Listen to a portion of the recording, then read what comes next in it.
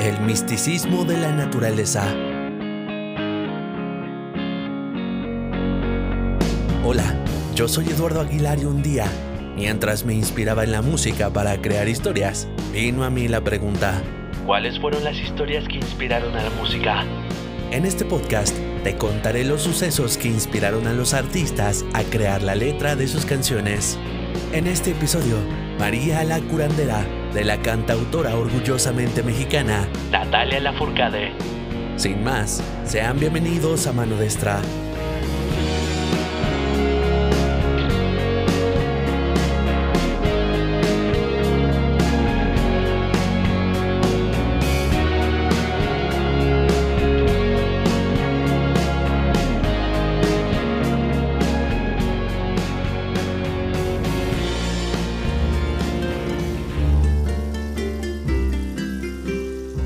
El 28 de octubre del 2022, Natalia Lafourcade lanza su noveno álbum de estudio titulado De Todas las Flores, 7 años después de Hasta la Raíz en 2015. El título del álbum hace referencia a las flores internas que se han marchitado y las que aún no florecen. Natalia describió el álbum como su diario musical, explorando temas de angustia, pérdida y dolor, siendo influenciada por el trabajo de Violeta Parra, Omar Portuondo y Joni Mitchell, todas mujeres destacadas en el mundo de la música y el arte. Pero para el séptimo single del álbum, la mexicana miraría dentro de su cultura, se inspiraría y daría voz a uno de los poemas más bonitos escritos por la sanadora mazateca, María Sabina. La misma mañana en la que celebran a María Magdalena en Río Santiago, un municipio de Huautla de Jiménez, ubicado en la Sierra Mazateca a una distancia de 254 kilómetros de la capital del estado de Oaxaca, nace María Sabina Magdalena García, hija de María Concepción y Crisanto Feliciano, tras 3 años de haberse juntado. Crisanto, que era agricultor, se encargaba de vender sus cosechas en el mercado de Huautla, mientras María Concepción se quedaba a cargo del cuidado de la casa y de su pequeña hija María Sabina. Sus primeros años en Río Santiago los pasaría en una pequeña choza de paredes de lodo entreveradas de carrizo y techo de haces de hojas de caña, durmiendo en el suelo entre petates. 2 años después, nacería su hermana María Ana. Para entonces, su padre, que a pesar de ser un joven de alrededor de 25 años, agravó la condición con la que vivía desde hace tiempo. Se creía que la causa de sus males era un castigo de otro mundo, ya que por accidente su padre había quemado parte de un sembradío ajeno, algo que había hecho enfurecer al dios de los truenos. Aquel aparente castigo no tenía enmienda de ningún tipo, pero Crisanto conservaba una esperanza. Su abuelo y su padre eran chamanes mazatecos, que mediante el uso de lo que llamaban niños santos, una rara especie de hongos con propiedades mágicas, podían hablar con el dios de los truenos y pedirle que perdonara su imprudencia. Pero todo fue en vano. María Ana habría tenido alrededor de los 5 meses cuando su padre pierde la vida. Ni los hechiceros ni curanderos habían podido salvarlo. María Concepción quedó viuda cuando apenas tenía 20 años y decide volver a casa de sus padres en una choza en el Cerro del Fortín, situado frente a Huautla, arriba del barrio mixteco.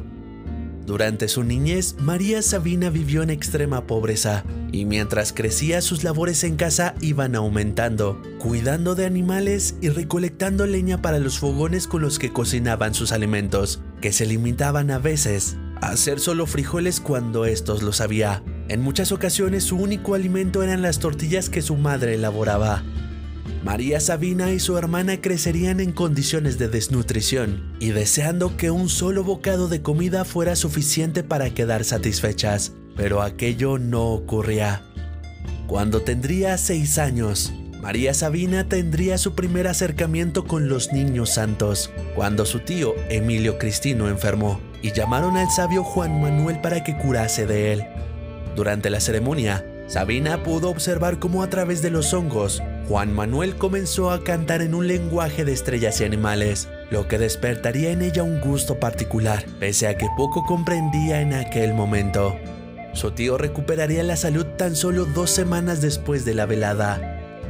Al poco tiempo, Mientras cuidaba de las gallinas en el monte, María Sabina reconoció aquellos hongos utilizados en la ceremonia por el curandero.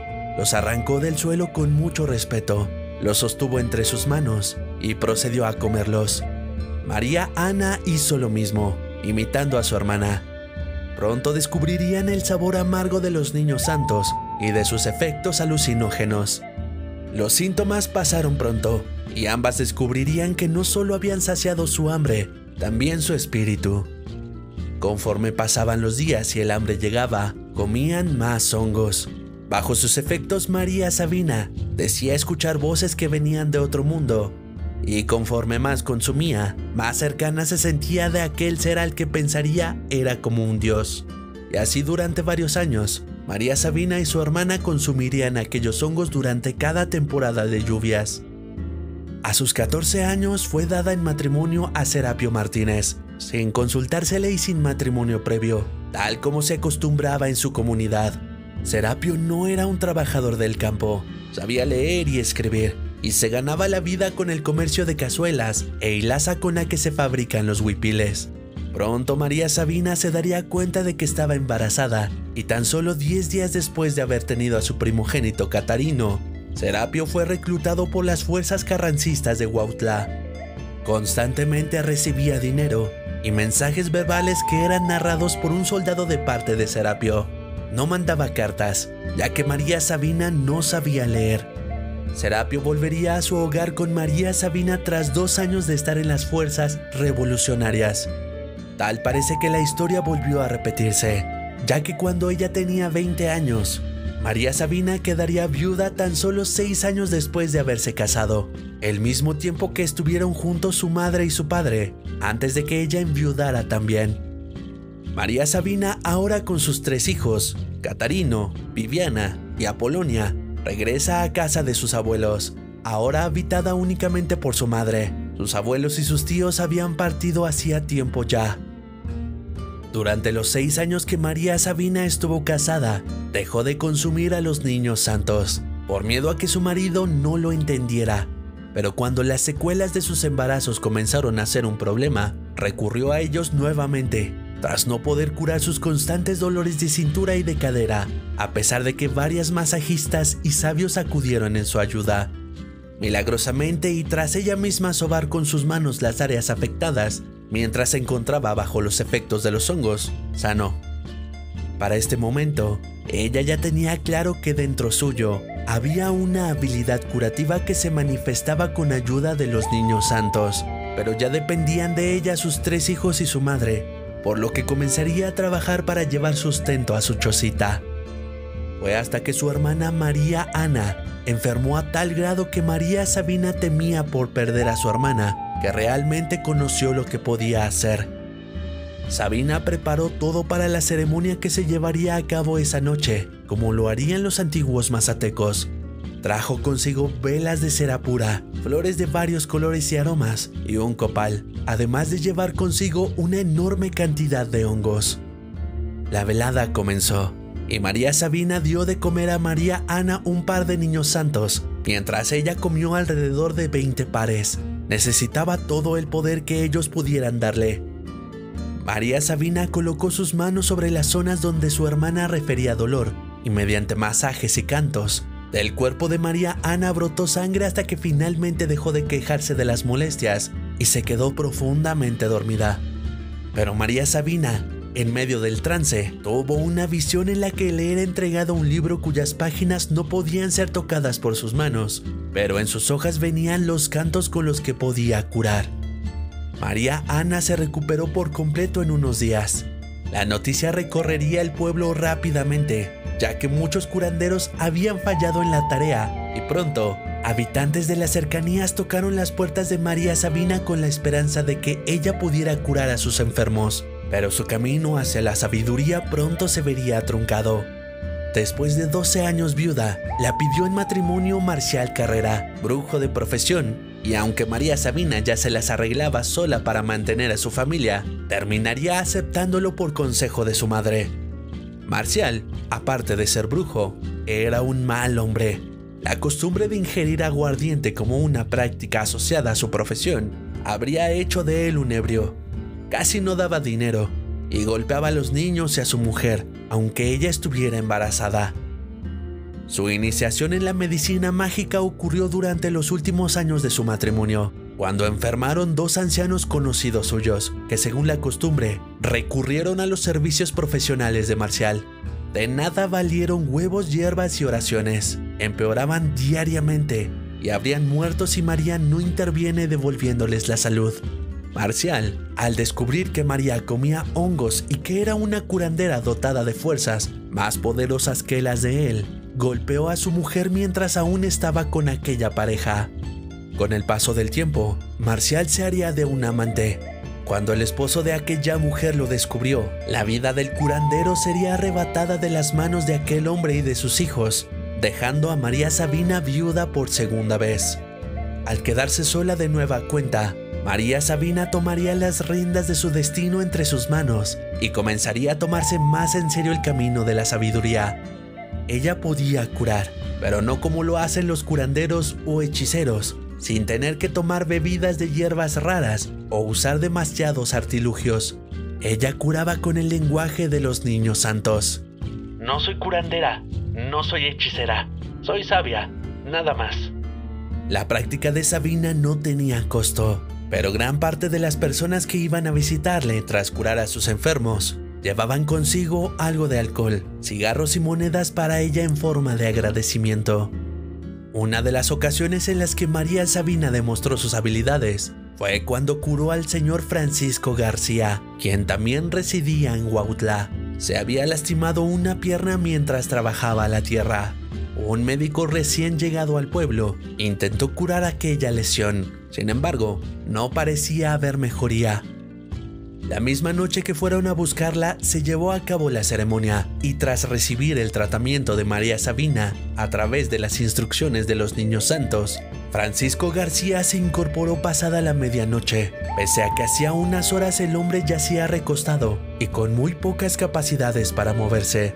Sería hasta 1952 que Robert Gordon Wasson, un banquero estadounidense aficionado a la micología, encontró un reportaje de Robert Graves, publicado en el periódico de Nueva York, sobre el uso de los hongos en México. Según este texto, los frailes que llegaron durante la conquista de México habían dejado testimonio del cómo estos hongos se ingerían durante cultos ancestrales. Esto despertaría el interés de Wasson, y en 1955 viajaría a la Sierra Mazateca acompañado de su esposa Valentina Pavlovna, solo para ser recibidos por María Sabina. Durante varios días, María Sabina les permitió presenciar una de sus veladas, mientras era grabada y fotografiada, además de entregar muestras a los extranjeros de aquellos peculiares hongos, y en mayo de 1957, la revista Life publicó un extenso artículo ilustrado de Robert Wasson, en el cual describe las veladas con hongos con María Sabina. Para 1968, Wasson publicó el libro El hongo maravilloso, de Onanácatl, Micolatría en Mesoamérica, donde expone al público estadounidense el ritual y el uso de los niños santos. El libro sería un punto de partida. María Sabina comenzaría a recibir de manera más ordinaria la visita tanto de mexicanos como de extranjeros, quienes viajaban en búsqueda de la experiencia psicodélica o como parte de trabajos de investigación.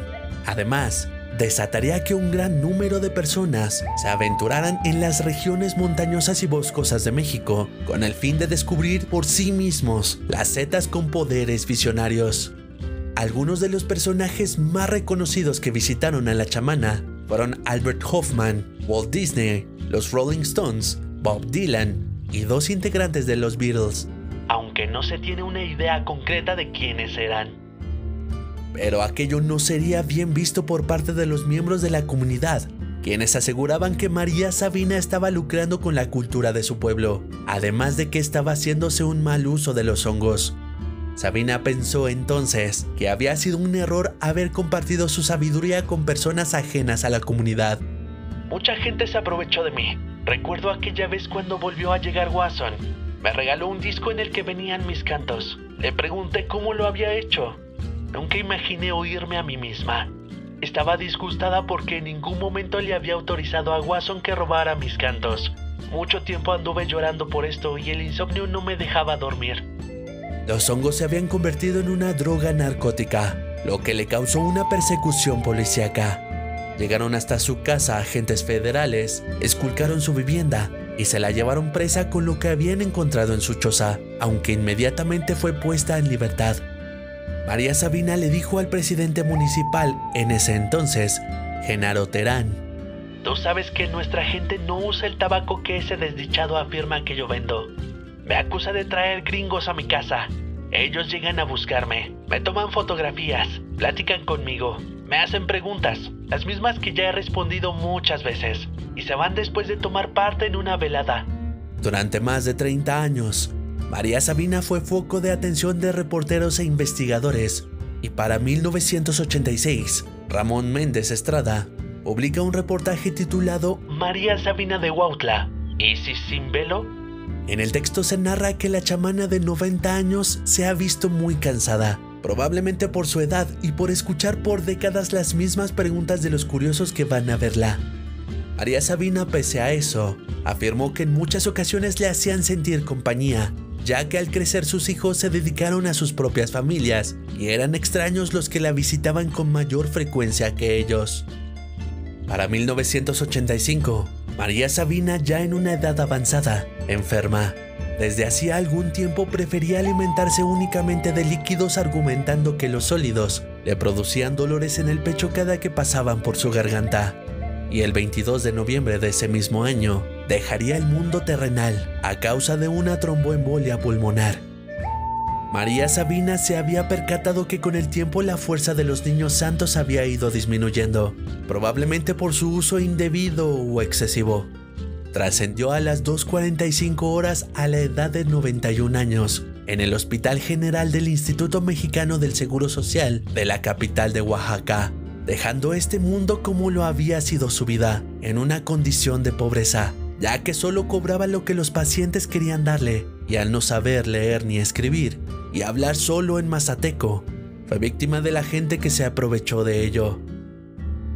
María Sabina quedaría inmortalizada en la historia mexicana y en la cultura popular, gracias a libros y a varios artistas que harían de su nombre una canción. Alex Lora, el vocalista de la agrupación de rock El Tri, conocería a la chamana en persona y le escribiría una canción a su historia, siendo también partícipe de la publicidad hacia el museo erguido en aquella chocita en Cerro del Fortín, donde se exhiben fotos y artículos de tan aclamada mujer. María la Curandera es una obra llena de interpretaciones y significados, además de ser un deleite para el oído. Es la adaptación de un texto de María Sabina que recibí en un momento en el que lo necesitaba mucho. Ese texto me ayudó a recordar mi fuerza como mujer y la importancia de estar conectada a la tierra y a la naturaleza, de trabajar por conocerme mejor, pues el autoconocimiento es poder e infinitas posibilidades. Entendí que yo soy mujer medicina y todas las somos. Sin duda, una obra digna de representar nuestra cultura.